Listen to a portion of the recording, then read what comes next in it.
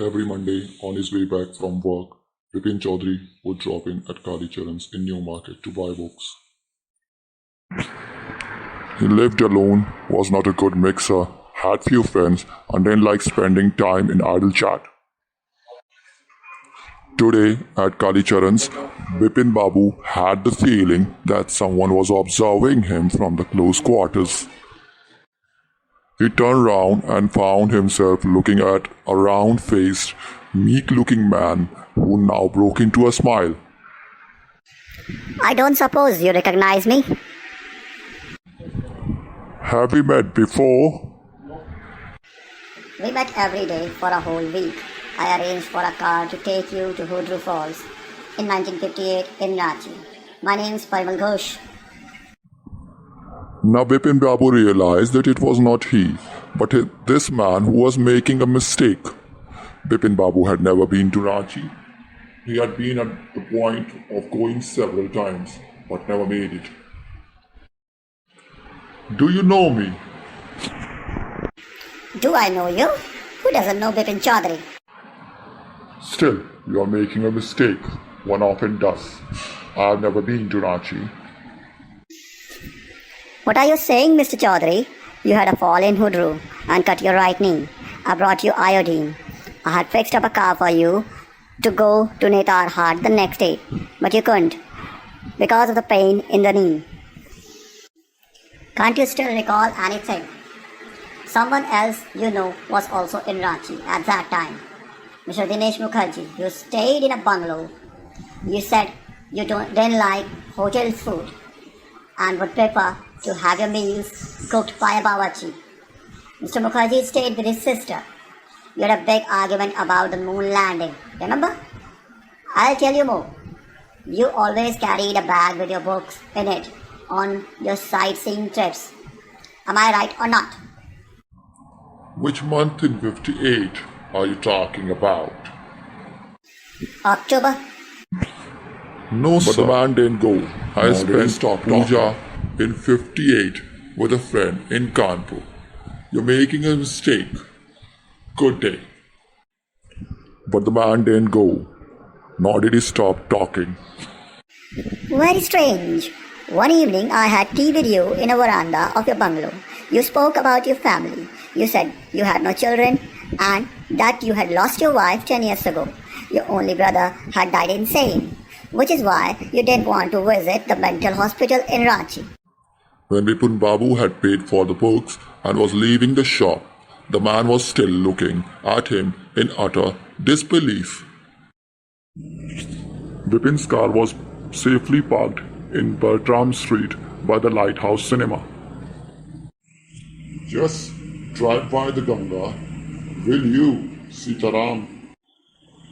Driving up the Strand Road, Bipin Babu related, having paid so much attention to the intruder. He had never been to Ranchi. No question about it. It was inconceivable that he should forget such an incident which took place only 6 or 7 years ago. He had an excellent memory, unless Bipin Babu's had reeled. Am I losing my mind? But how could that be? I'm working daily in my office. It's a big firm, and I'm doing a responsible job.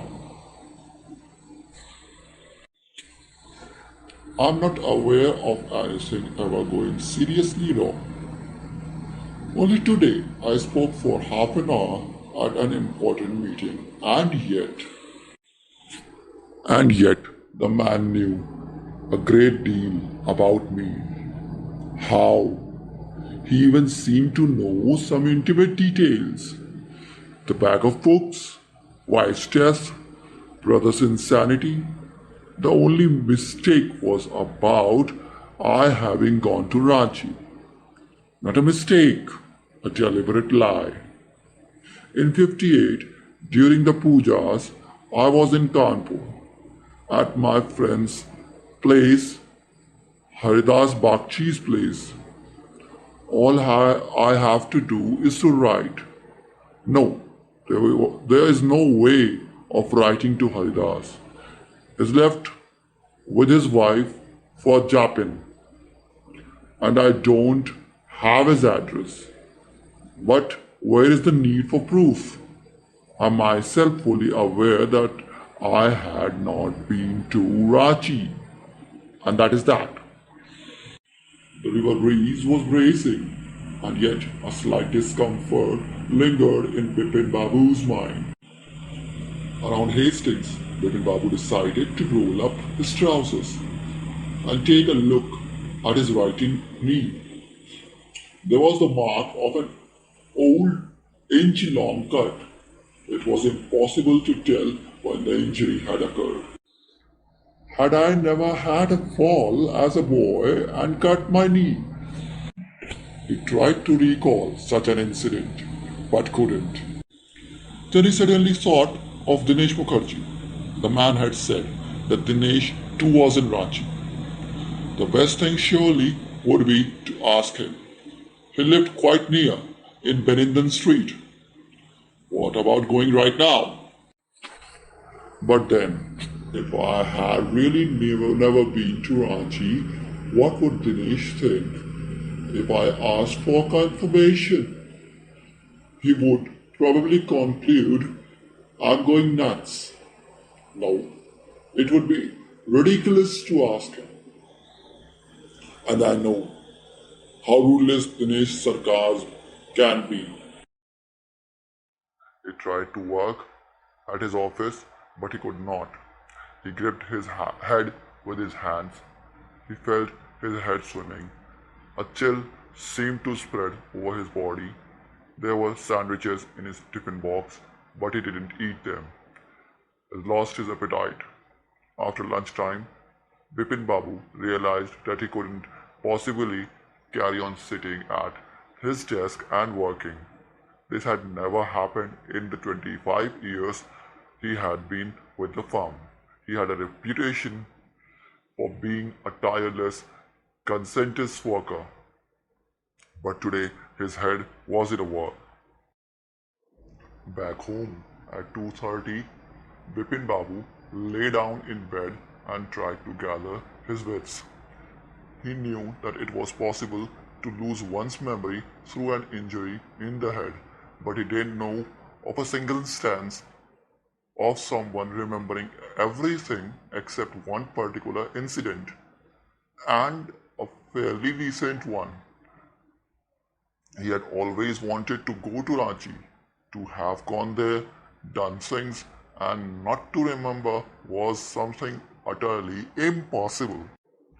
At 7:30, Bipin Babu's servant came and announced, Chunni Babu's here to see you, sir. Says it's very important. "Send word that only is it not possible for me to see Chunni now, but also not in several weeks." Bipin Babu had been at school with Chunni and knew what he had come for. He had been having a rough time lately and had been coming to see him about a job. Bepin Babu knew it was not possible to do anything for him. In fact, told him so, but Chunni kept coming up like a bad penny. But as soon as the servant stepped out of the room, it struck again to Bipin Babu that Chunni might remember something about the 58 trip.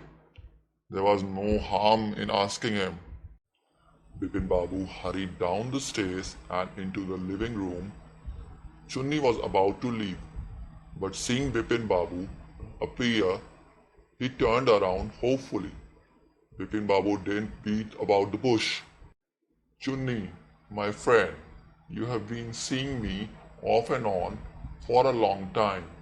Just throw your mind back and tell me, did I go to Ranchi in 58? Chunni fixed Bipin Babu with a long, hard stare. "Do you mean you have doubts about having gone at all? Bipin, have you taken to drugs or something? You had a clean record where such things were concerned. You can't really mean that you have forgotten about the trip. I knew that old friendships don't mean much to you, but at least you had a good memory. Don't you remember that it was I who fixed up your railway booking for Ranchi? I went to the station to see you off. One of the fans in your compartment was not working. I got an electrician to fix it. Have you forgotten everything? Whatever's the matter with you? You don't look well too, you know. Chunni's look of amazement was not unmixed with worry. Bipin Babu had to turn away from Chunni's incredulous stare. He sighed and shook his head. I have been working too hard. That must be the reason.